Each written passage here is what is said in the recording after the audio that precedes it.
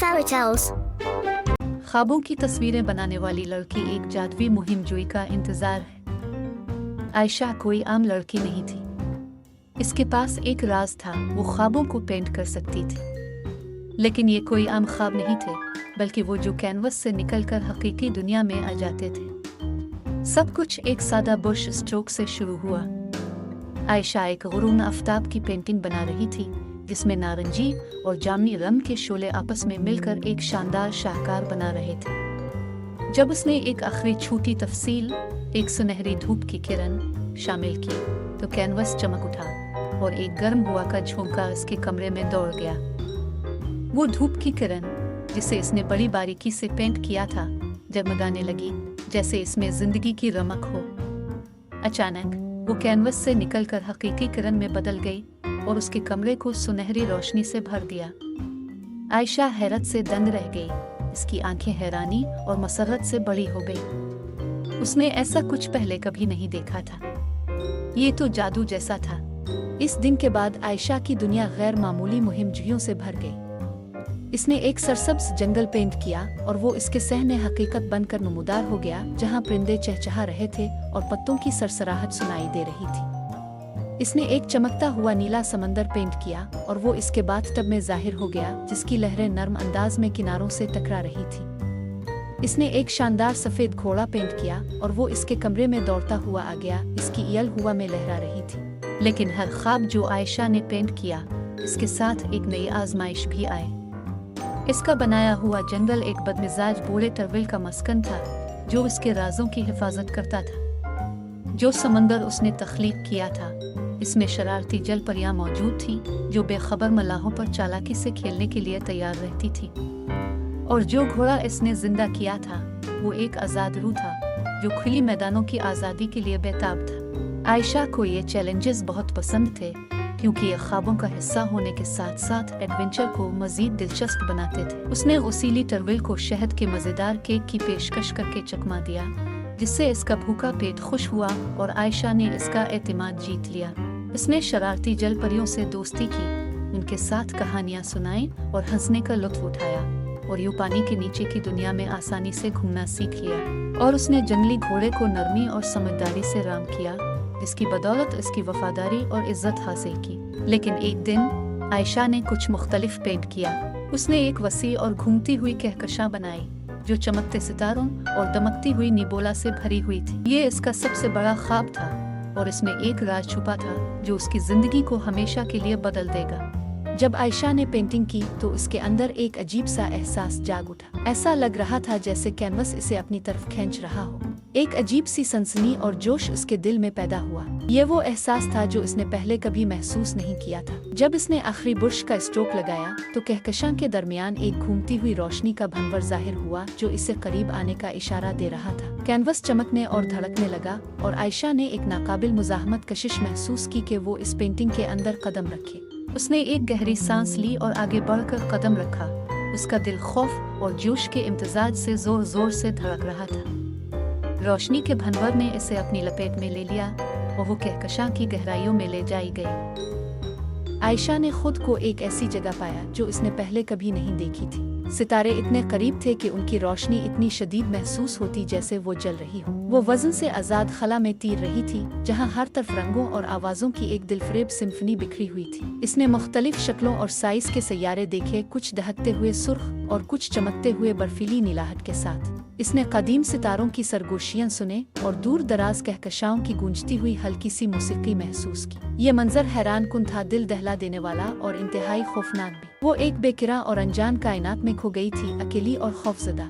इसने कभी खुद को इतना छोटा, इतना गैर अहम और इतना तन्हा महसूस नहीं किया था। अचानक दौर से एक रोशन रोशनी नमूदार हुई। वो बड़ी और बड़ी होती गई, यहाँ तक कि इसने आयशा की नजर को पूरी तरह भर दिया। जब वो करीब आई, तो आयशा ने देखा कि ये एक खलाई जहाज था, चमकता हुआ चांदी जैसा, जिसकी खिड़की नीली रोशनी से जगमगा रही थी। एक दरवाजा खुला और एक रैंप नीचे की तरफ बढ़ा। जहाज से एक हस्ती नमूदार हुई, लंबी और पुतली, जिसकी जल्द चांदनी की तरह चमक रही थी और आंखें एक गैर मरी रोशनी से जगमगा रही थी।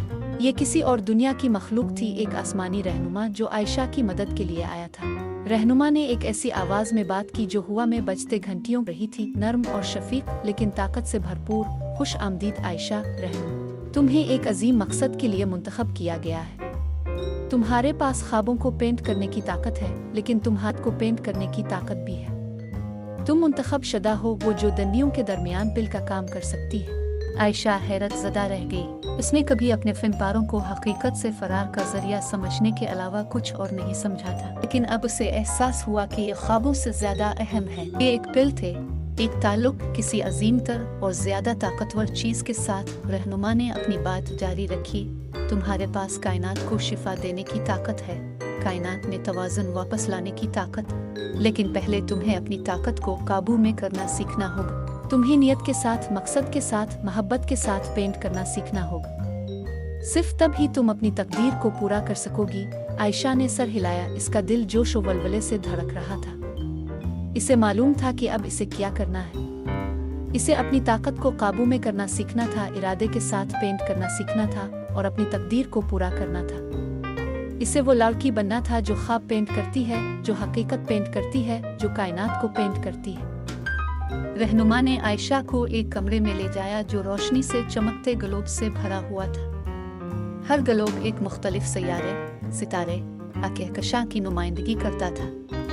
रहनुमा ने वजाहत की कि हर ग्लोब में कायनात की तवानाई का एक हिस्सा मौजूद था और आयशा अपनी ताकत का इस्तेमाल करते हुए उन्हें शिफा दे सकती थी। वो मोहब्बत और रोशनी के जरिए इन ग्लोब्स को पेंट करके कायनात में तवाज़ुन बहाल कर सकती थी।